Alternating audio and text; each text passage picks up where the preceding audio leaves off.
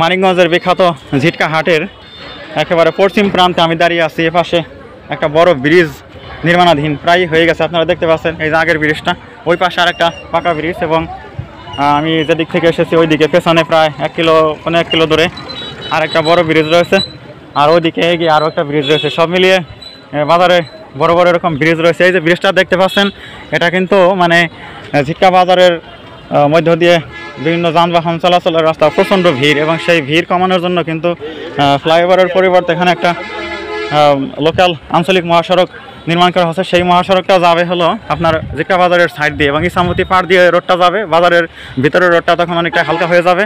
এই রোডটা যখন পুরোপুরি নির্মাণ হয়ে যাবে তখন কিন্তু এই অঞ্চলে গাড়ির যে ভিড়পূর্ণ অবস্থা, সেই ভিড় কিন্তু অনেকটাই কেটে যাবে। তখন এই যে আপনারা যে ব্রিজ দিয়ে হাঁটতে আমাকে দেখতে পাচ্ছেন, এই ব্রিজটা কিন্তু মানে এই অতিরিক্ত ভিড় কমানোর জন্য এই ব্রিজটা নির্মাণ করা হয়েছিল। তারপরে ওই ব্রিজটা অনেক পুরনো হয়ে গেছে, আর এখন যেহেতু আঞ্চলিক মহাসড়ক তৈরি হচ্ছে, সেই সূত্র ধরে কিন্তু একটা খুব আধুনিক জর্জিয়াস মানের যে